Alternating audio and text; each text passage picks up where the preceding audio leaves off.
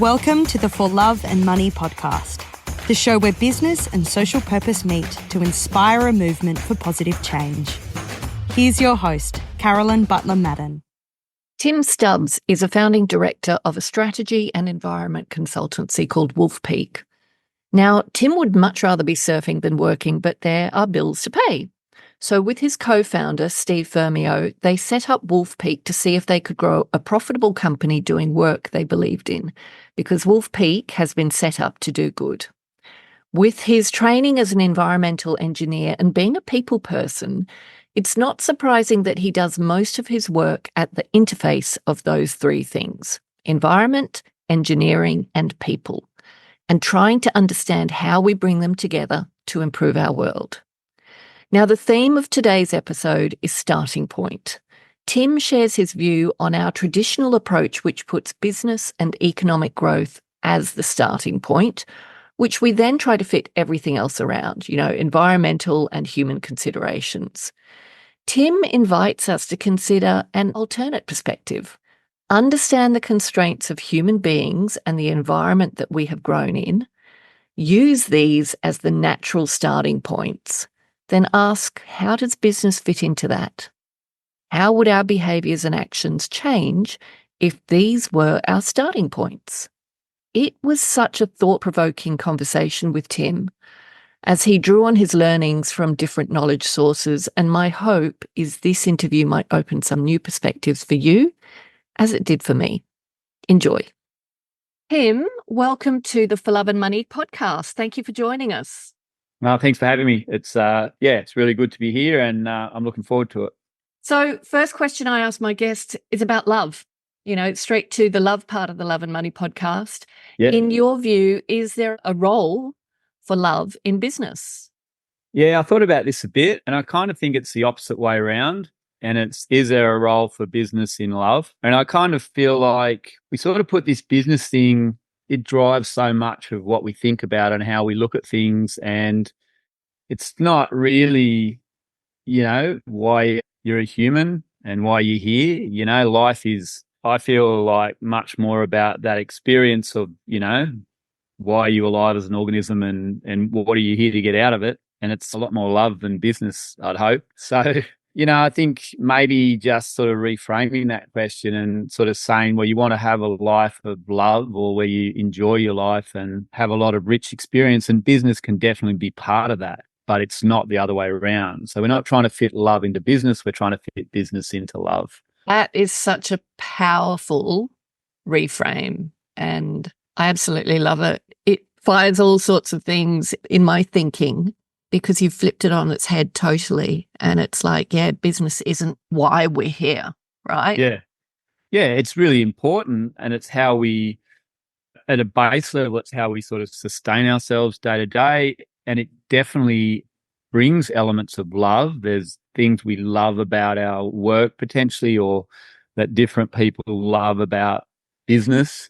But yeah, I think just to reframe it, I guess in what I get sort of frustrated, and we'll probably talk about this more in the environmental space where I work, is more and more the business frame drives everything and the financial frame drives everything at a very high level policy, corporate kind of space. And we have these ideas that we sort of get reminded of, we're humans, and there's all these differences in us that are important, and we all need to feel fulfilled, and we want to have meaningful lives and all that. And we then go, how do we cram this into our business framework of making money and growth and all of that? All these things we forgot. We have to try to cram them in. So we write a policy, we probably develop a plan, we develop a whole lot of actions and KPIs around, we've got to incorporate love into business, or we've got to incorporate equity into business, or all these different things, environment into business, social into business. And we try to fit it into a business frame, and we try to make it fit a business mindset. And, it seems to always end up with we need more accountants to tally and collate all these business metrics so we can report on them more effectively. And it just, to me, turned into like a steaming mountain of crap. We don't really get in touch with and connect with the whole reason that we we started it, and maybe if we started it from, hey, we all want meaningful lives where we work and we provide for ourselves and we do good stuff. And what are the requirements for that? Like, what are the elements we need for that? What's the environment for that? And then, okay, how do we fit business into that? How do we fit making money? How do we fit all those different attributes that we enjoy about business, say? How do we fit that into that framework of what's a healthy, meaningful life? And the same for the environment. Like, that we live on a planet, it has, there's sort of ecological functions and just physical functions that occur to make this planet work. It's just like our own bodies.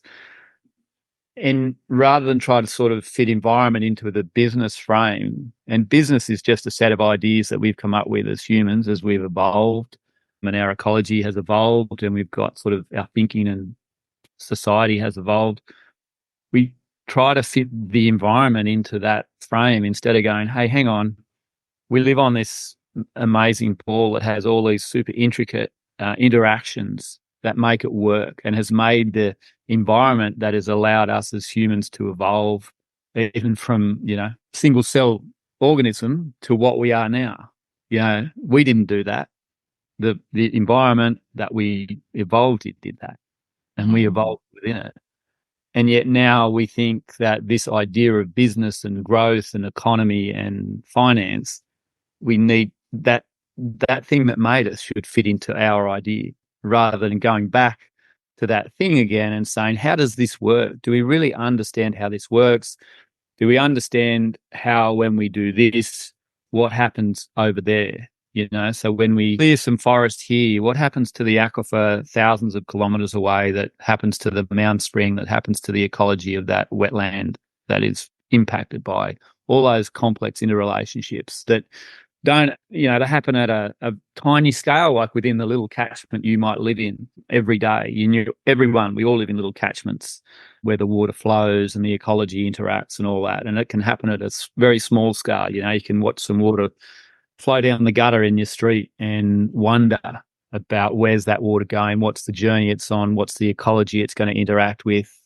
How important is it? How does the plants that are down in the sort of lagoon near where it flows into the sea impacted by what happens in the water up here, and how it flows, and how does that affect the fish, and all of those things? I think we want to understand that more, and how that works and how important that is, and then think about, well, how do we fit business into those constraints? So it's sort of the two lots of constraints: the constraints of us as human beings and what we need in a life and what's a meaningful life, and then the constraints of the very environment that we've grown in, from a single cell organism to what we are. And that's the most real, and your life experience sort of is the most real. And how do we sort of maybe start at those points, and then say, well, how does business fit into that? More and more it feels like we go the other way, and it doesn't really work. Yeah. And I mean, you're going to the heart of the big, massive problem, aren't you? Yeah, it's not a problem. It's like the big, massive opportunity. Like, how many people sort of don't love their work? How many people feel lonely and tired and disenfranchised a bit and stuff? Like, they're problems. Finding a way to sort of reconnect with the planet that we survive on, and each other and ourselves as humans, and what a life means, and then finding a way to sustain ourselves and get all those benefits and pleasures that you get from business and achieving something and feeling like you've done something. And, there's a lot of good stuff about it, but understanding how that's an opportunity. It's not a problem. The problem is when we turn away from it. The problem is when we distract ourselves with the busyness of business and the busyness of our lives, and we're not kind of, tackling that. Yeah, it's a discomfort, but it's not a problem. That's brilliant. That's absolutely brilliant. And it's so true. So I just want to go back on a few things. So just to pick up that last bit that you spoke about, it is a huge opportunity. And I know when I speak to people about my journey and my pivot from my previous marketing career, and I did that in my early 50s, right? Which Yeah, is the yeah, time that people are meant to be winding down. And yeah, yeah, I hear a lot of people going, oh, I'm too late to do anything.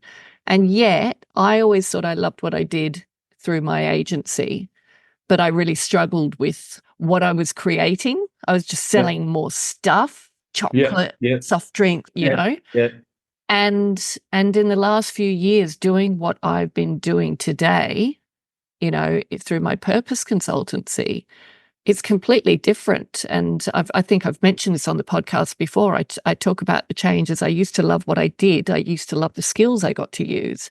yeah. But today, I love what I do, and there's a significant difference. And it means that I have so much more energy to overcome barriers and to seek out opportunities and to do things. And when I speak to people, I sometimes think they kind of look and go, oh, gosh, only some people get that. But everybody has it in their power. Maybe not everybody, but talking to the listeners of this podcast, so many people have it in their power to rethink and reframe what they do and how they do it.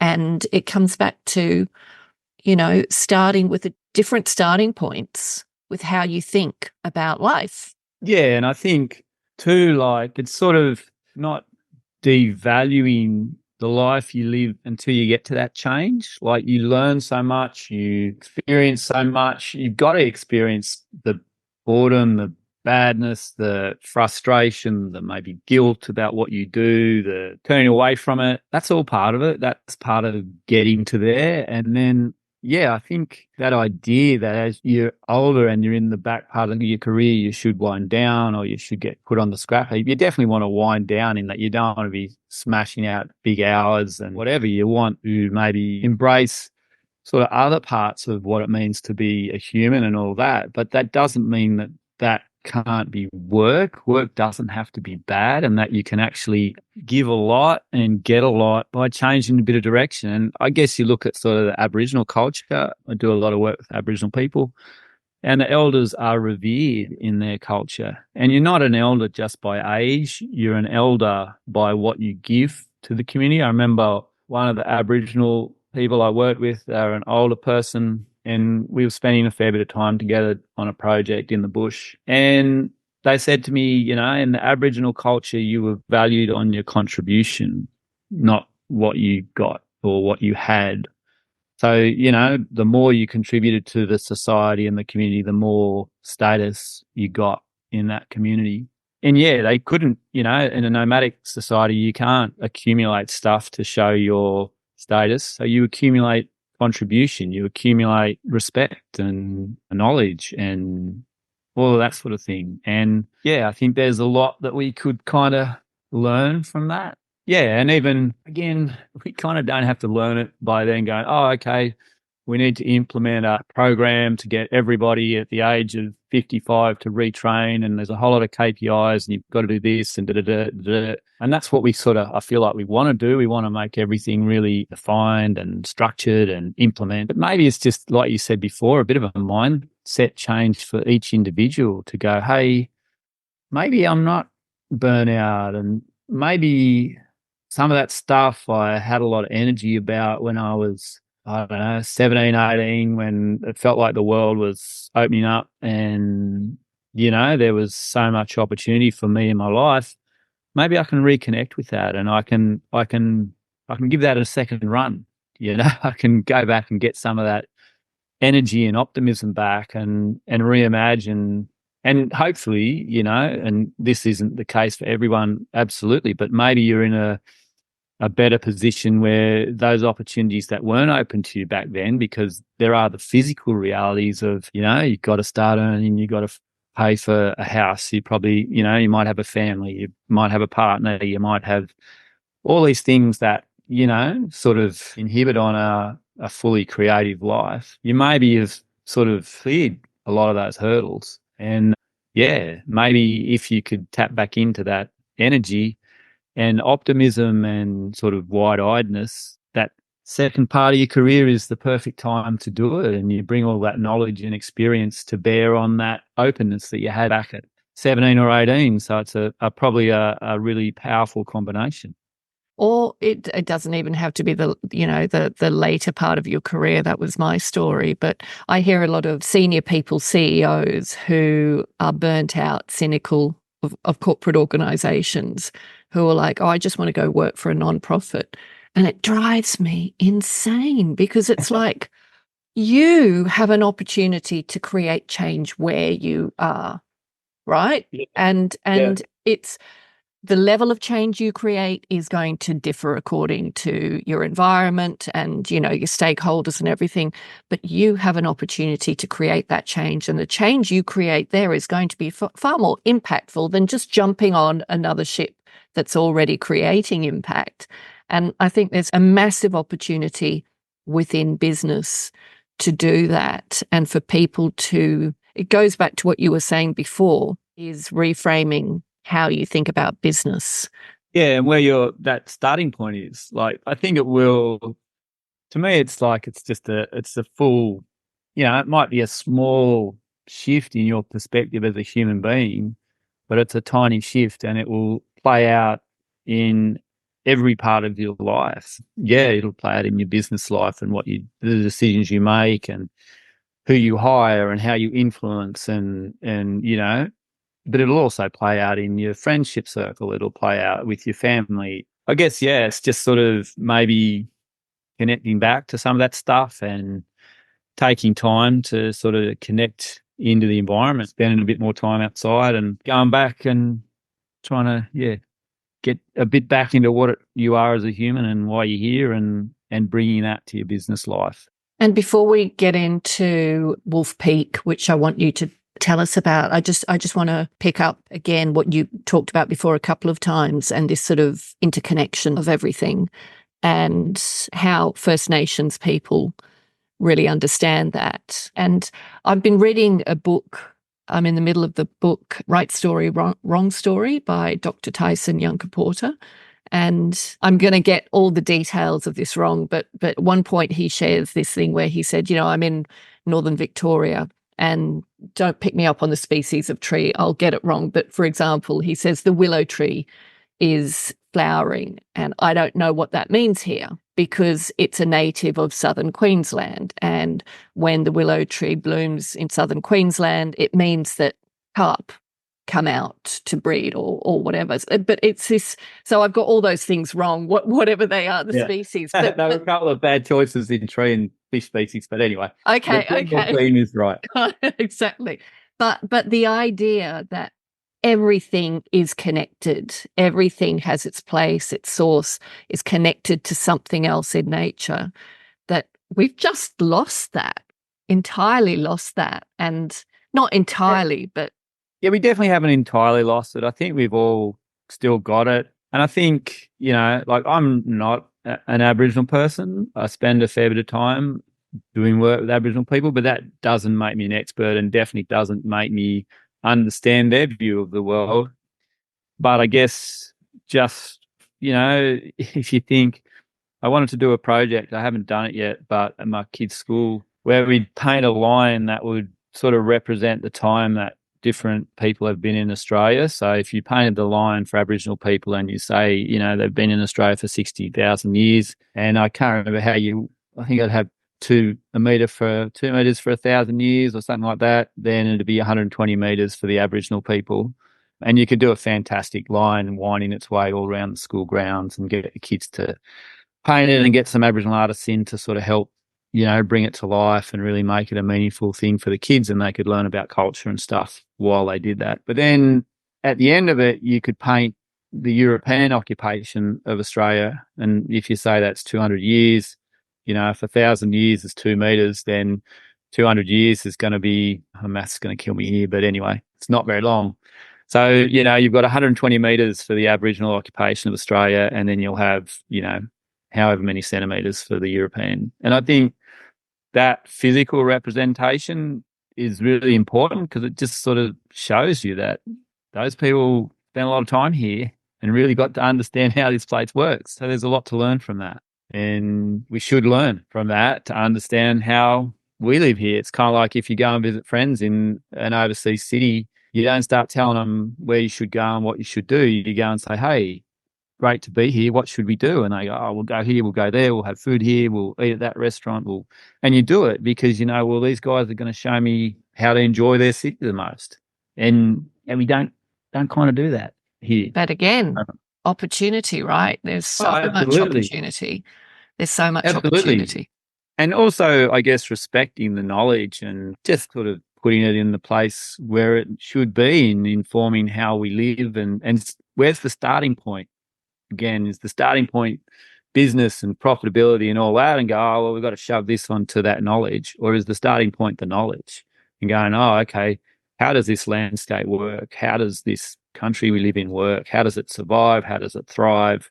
How do we fit into that? How does business fit into that? Yeah, that's the key, isn't it? Yeah. But we don't do it. But there are many people who are wanting to change the way we do things. And, it's people like you speaking as you do now that help others understand and help them move further along. The other bit in that's really important for me is there's no expert in it. No one can tell you how to better connect with your environment. No one can tell you how to what like a healthy, a happy life is for you and how you fit work into that. I feel like so often certain people get elevated as experts and they tell everyone, you have to do it like this, and this is the way we save the environment, and this is the way. That's so not the answer. Like, to me, the answer comes from every individual thinking, well, okay, I understand a bit more about the environment that I'm in. I understand how it works. So what do I want to see from it? What's my role in it? How can I get some nourishment from actually interacting with it for myself? And, what's the solution here? Because it's not the same everywhere and it's not the same for every person. And, that tendency for us to kind of, I don't know, let experts dictate every part of it. Like, definitely we need the people that have done the work in the area, the knowledge holders, to share that knowledge and for us to try to share it and learn it. And then it's sort of for each individual to be part of, like, well, how do I use that, Yeah, that's so important. And the other part of that, I think, is judgment. Like, we're living in a society where people are so judgy about what others do. And even when someone or a business or organization does something good, there's judgment at every end. There's judgment from people who say you're not doing enough. There's judgment from people who say, well, they're doing this, but they're not doing this, and this. So we need to shout them down. And it's like, judgment gets us nowhere. It divides us. And I think celebrating small changes, but keeping people accountable as well is really important and far more. Yeah. And I guess being clear on, is it a change? Yeah, it's really hard because there's both sides to that coin and you've got to have both and you've just got to balance both, because, if we too much a bit, we sort of do things and go, oh, well, that's done. That's it. I'm done. I've done my bit. I don't know, filled out the survey. Or I signed the petition there. I made a contribution. No, you didn't really, you I don't know. That's where there's a very hard middle line there somewhere. And I think that's where accountability comes in because, you don't want to celebrate and encourage greenwashing or purpose washing or whatever. But it's but at the same time, I know businesses who are too scared to take any step because they fear they're going to be, judged and shouted down because they haven't taken other steps. And I feel like when it comes to larger businesses, for example, there's a real risk that they are just engaging in greenwashing or purpose washing. But I think there are some who want to start making change. And I think it's like celebrate, but hold them accountable to the next step. Don't just stop there. Encourage. And I think it probably comes back to that work you do before you make the change and how much you spend some time understanding the environment you're operating in and understanding your people, yourself, your business, like what is sort of love and work and what is the environment you work in and how does it work and what's going to help it. And I think if people do that, businesses, individuals, whatever, do that first and then make your decisions about, well, this is what I'm going to do and this is why I'm going to do it, you're in such a stronger position that another organization that may have, to the outside world published all, look at all this amazing stuff we're doing. It's fantastic. We're the best. We're the greenest. But it might not be meaningful. It might not be having the impact in the environment. In fact, it could be having a negative impact on the environment. And it might not be addressing the biggest impacts that their business activity has on the environment because they haven't taken the time to actually understand the interactions. Carbon offsetting is really important, and getting to sort of net zero is absolutely critical because that's a critical pressure. So yeah, everyone's got to do it. But for a lot of businesses, it may not be the most environmentally impacting action they have. There could be something way more negatively impacting the environment, which potentially has much bigger carbon impacts down the whole chain. And by changing that activity in some way, they're going to, down the chain, have a much better impact on climate and carbon emissions and all of that sort of thing than just saying, oh, well, we've done a carbon assessment and we're buying this many offsets. And, yeah, that's great. Good that you've done that, but you haven't really grasped the nettle and looked at, really understood what you're doing and the environment you're operating in and how do you make a change that's really real. And I kind of would have thought, even from a business sense, that sort of change has much greater longevity and much greater marketability because you can speak with a lot of authority and knowledge. Hey, we did this process and we found out that these activities we were doing were really having a negative impact on the groundwater or the biodiversity or the da-da-da. And here's how it was all connected and here's how we worked it out. And here's what we did to change it. And here's the impact of that change. And it's not just, oh, we've just met our net zero target or projection or whatever. It's like, oh, no, we've done that. Yeah, but we did it in this really creative, different way. And we have had these fantastic impacts on biodiversity and we've helped these communities and these different individuals. And we've had a great impact on water quality. And now there's fish stocks down here. Because it's all connected, you can run that connection a fair way. And that's such a meaningful story. Like, that's something you can actually market and you can actually go and tell people about, and it kind of floats their boat. Whereas going and saying, oh yeah, we're on track for our net zero target, you're like, oh, well, that's really good, but not floating my boat. Absolutely. And it's moving from a compliance mindset to an impact-led mindset. It's like, where is the greatest impact that we can create with the business that we have that's going to have the best positive effect, not just in the short term, but in the medium and longer term. Yeah, and that's definitely a bigger commitment, but I kind of feel like, and it comes back to that opportunity piece that we talked about earlier, that's how you'll identify the next opportunity. That's how you'll get ahead of your competitors and go, whoa, hang on. That's where innovation starts. That's right. If we change this and do that, yeah, we're going to reduce our environmental impact. But hang on, does that mean, can we cut that cost out there or can we reduce that? And so much already that, those people that have been sort of trying to lead the charge, and there are lots of them in all different areas, are finding that, oh, wow, if we do this to reduce our impact, we're actually saving a lot of money and we're getting benefit. And, I think we've kind of scratched the edge of that idea, but we haven't gone back to understanding the function of the planet and gone, oh, how to sit in that. And to me, that's the next big, probably, if we did it, the next big kind of business revolution. And that's Tim, the, going back to what you were talking about the context of business. I've had so many guests on this podcast who have started businesses with the end in mind. Like, we want to solve the problem. We want to contribute to solving the problem of untrashing the planet. So what's the best business for us to be in order to do that? We want to help solve the problem of, sex trafficking in Cambodia. What is a business that I can create to help contribute towards that problem? We want to help solve the problem of, women who financially exposed due to domestic violence. what is the business I can create that helps solve that problem? And I've got guest after guest after guest whose business has started from that problem, and business is the means to solve the problem, and money is an outcome. Yeah. Not the means, right? Yeah. Yeah. Yeah. And like, wow. Those people, I guess, are the embodiment of giving that a crack and taking the risk. And Enjoying the podcast? If you're looking for more inspiration, head to our website, thecauseeffect.com.au, for more resources on how you can start using your business as a force for good. Or buy the For Love and Money book.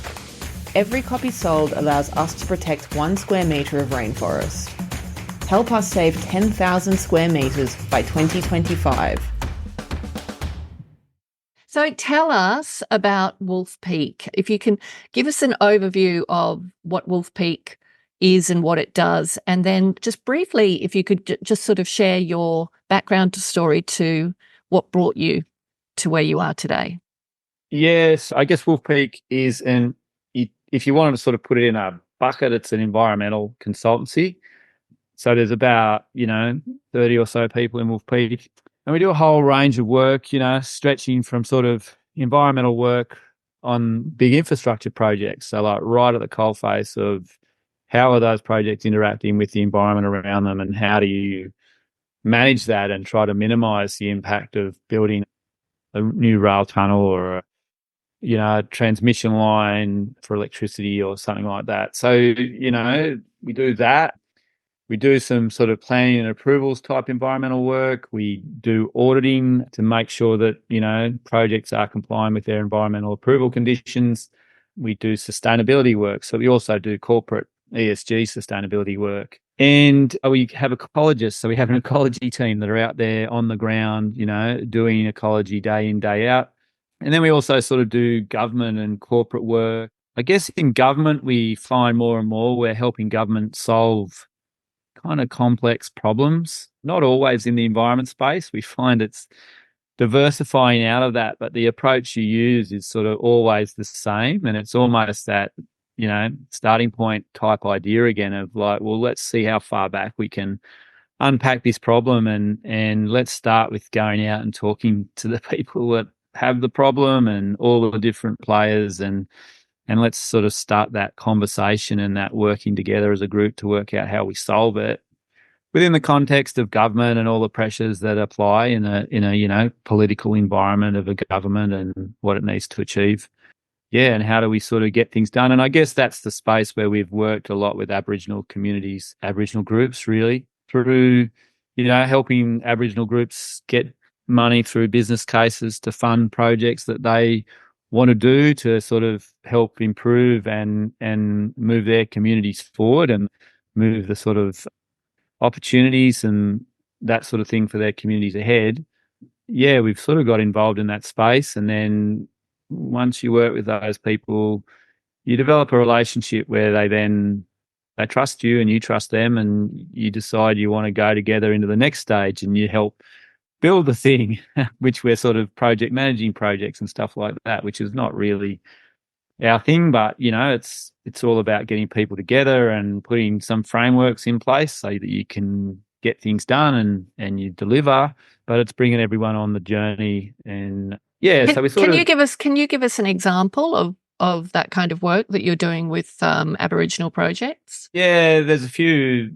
I mean, one that's probably the longest is with the Eden Local Aboriginal Land Council. And yeah, that was a really interesting project. I was doing some other projects with the Department of Premier and Cabinet in New South Wales, and they were around sort of Snowy 2.0 and how do the community prepare for that project, and a few other things like that. And then, this need came up to write a business case for the Eden Land Council. And the Eden Land Council for a long time had wanted to build a walking track called the Bundian Way.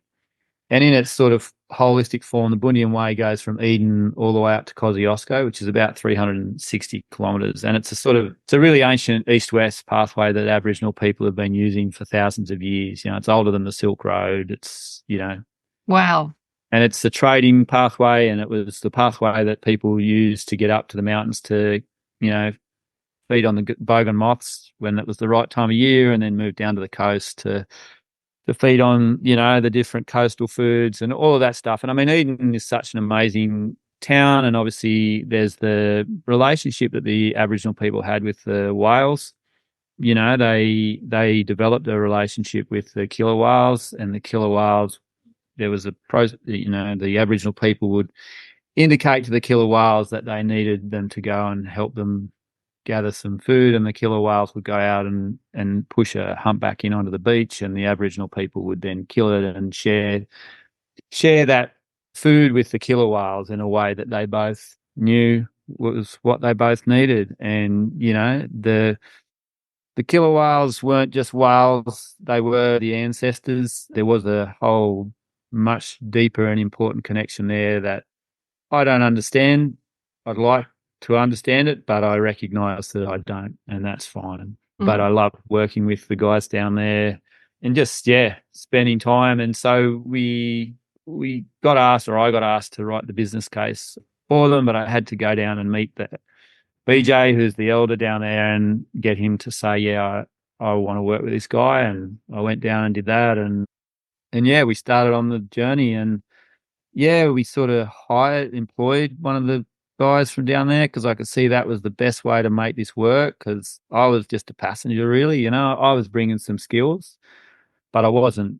I was just a passenger on that they'd invited in on this. I was going to ask you, because those stories. I remember reading about that story of the killer whales in Dark Emu. Yeah, but when you're working with people and they're sharing those stories directly with you, and you're working on this project with them, how does that change how you operate?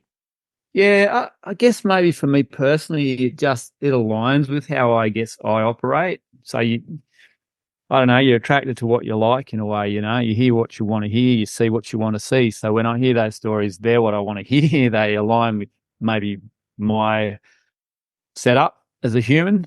So it definitely engages me more. It makes me feel like there's more meaning to the work that I'm doing. Yeah, I think it just connects me more. I just feel like, this is good. It's bigger than just work, it's something good. And you mentioned before, you said, I'm just a passenger. And it makes me feel like when you learn, and when you hear stories like this, and you learn from, the oldest living civilization in the world, it must make you, it makes me feel how much I don't know and how much I have to learn. And, feel so much respect towards older cultures and what we can learn from them. And you saying I'm just a passenger in this is quite interesting, because I'm assuming you're kind of, paying your respect to them and learning from them as you're creating value at the same time. Yeah, I think so. But I hope they feel some value from me too. Like, that we're both learning. The guy I guess I built the closest relationship with, and we're friends from that work, because it's still going. We're still trying to build that track.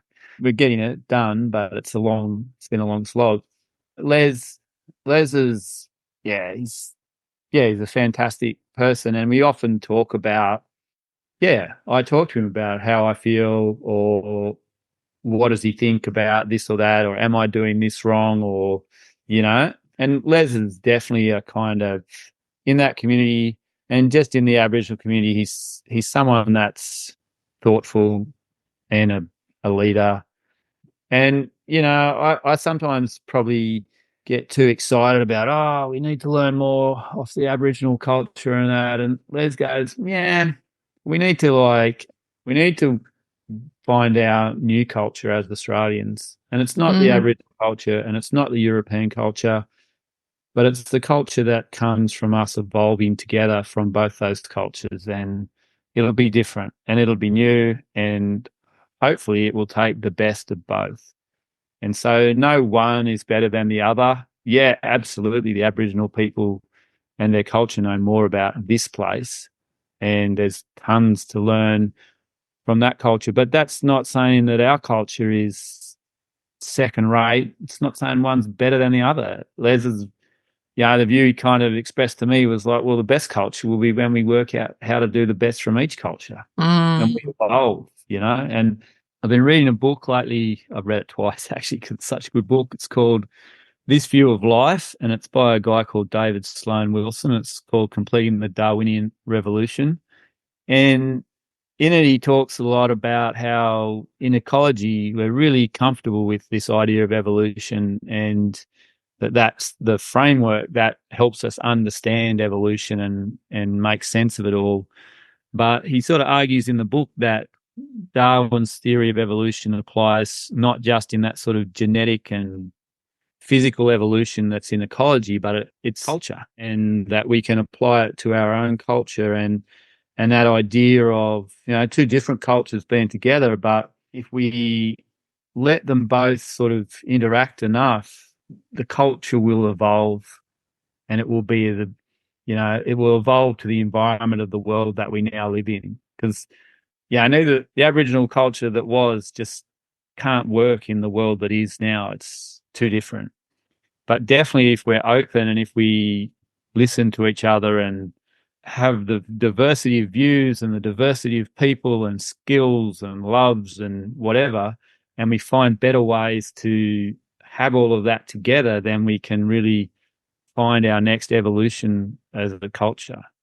And the more we kind of monoculture ourselves and put us into this sort of maybe business-driven framework of profit and whatever, then we lessen our opportunities for those, what in the biology world would be a genetic change that leads to a genetic evolution that's proved to be more beneficial.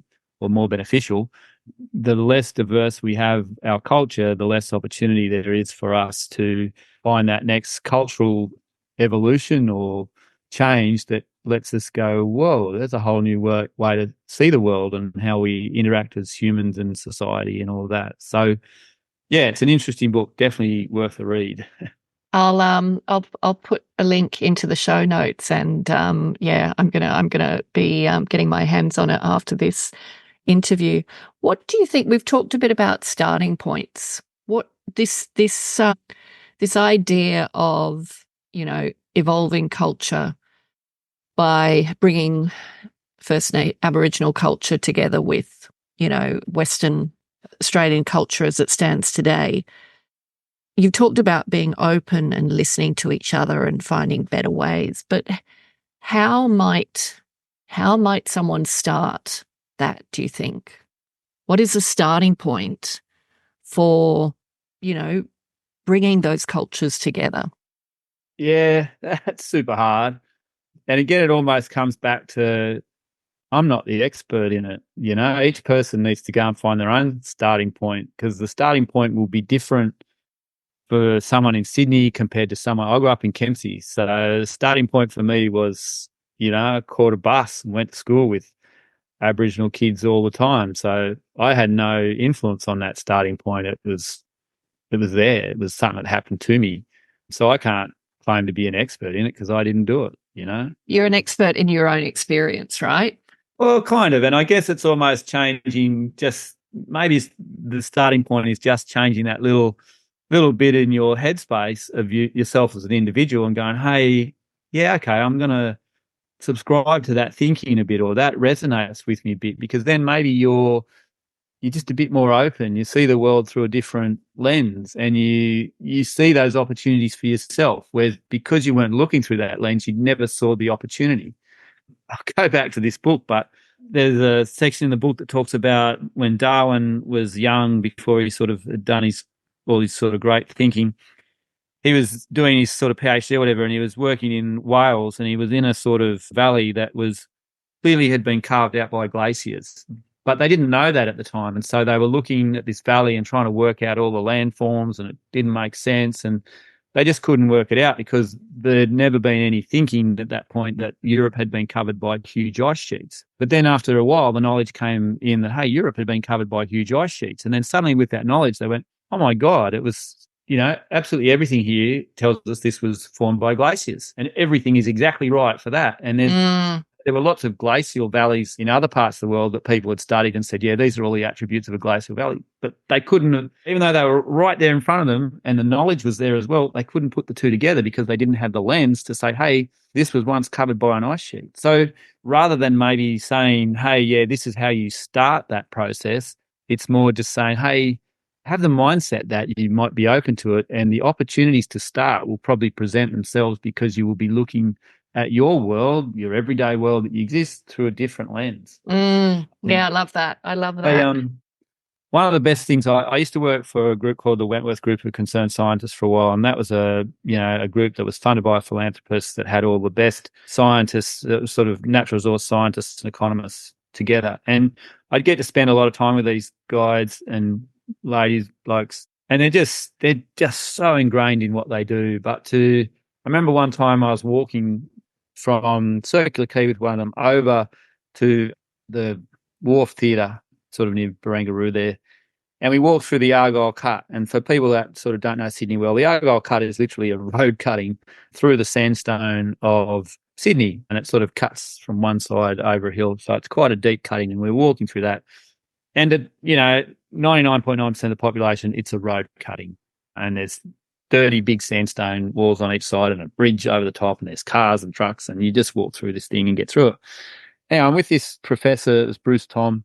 And he's like, oh, and he used to call me Mr. Stubbs. We had this joke going. He'd call me Mr. Stubbs and I'd call him Professor or whatever. And he'd go, Mr. Stubbs, look at this. And he's telling me the history of, the last, I don't know, few million years that he can read in that rock face, and how, the whole Sydney Basin was actually when it was formed when we were Gondwana, and it was from, erosion of a mountain range that's now in Antarctica, and that formed the sandstone of the Sydney Basin, and and here's all these lines, and this is what it's telling you, and just the richness of what he could see around him because of the lens he had to look through. And then I'd be out in the bush, or again I remember I was flying to Adelaide with Bruce one time. We're on the plane, he pretty much pushed my head through the window. He was just wanted me to see, oh, look at the channels and look at the landscape and look at how it's formed and this is what happened there. For most people, they're looking out the window going, oh, geez, it's just red earth down there, not much to see. For him, it was a massive tapestry or book of the history of the formation of the planet. What an amazing person. Yeah, but they all have that knowledge, like the ecology guys are out there and they're just like completely, when they see landscape, they just see so much more information. And then, the Aboriginal people have that too. I mean, imagine what the lens they look through before the Europeans arrived. Just what an amazing lens. So there's so much opportunity to bring all these different knowledge sources and these lenses, and even business lens, like someone who is a fantastic business person looks at something and goes, hey, here's an opportunity for a business to make money, but not even money being the end point, just to make something happen here. I can make something out of this. What a fantastic talent and skill, and what a fantastic lens, and a creative person, you sort of. That's where you get the energy, isn't it, Tim? That's where, you don't get people's energy around, we can make so much money.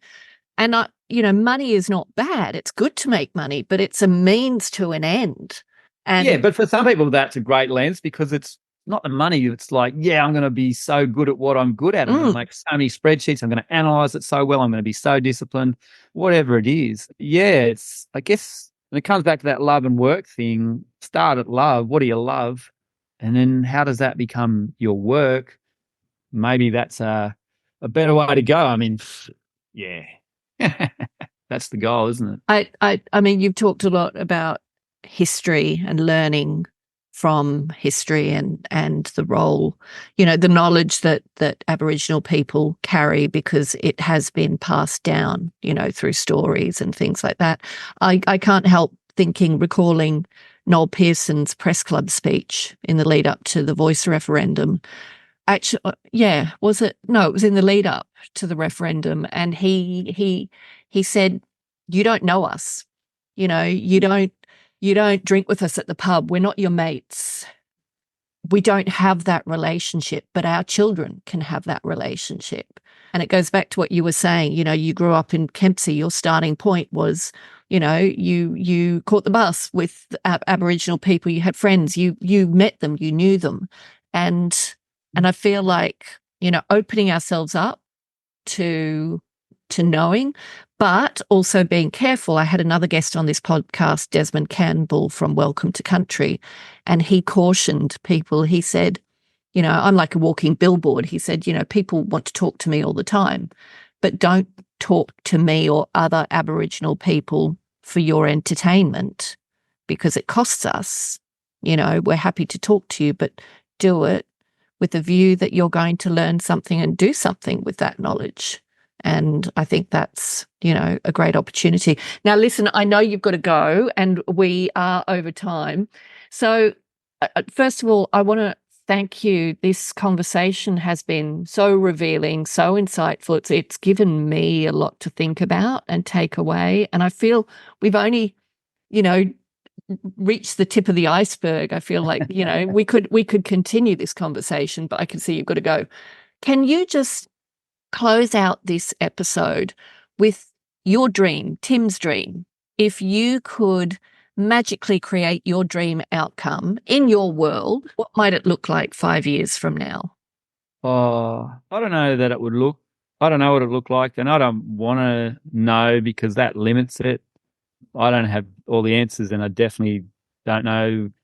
I can only think a little bit, But the dream would be that maybe every person has a little bit of time to reflect, some time for themselves, and just thinks about, do I want to change my lens a little bit? And if every person changed their lens a little bit, not massively, we probably have a better life. Thank you, Tim, and thanks for taking the time to come on this podcast. No worries. Thanks for having me.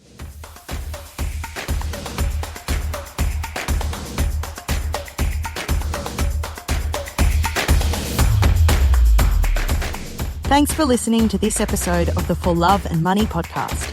If you'd like to take a deeper dive into the purpose movement, visit us at thecauseeffect.com.au. And remember, doing good is good for business. So if you're not doing good, then what are you doing?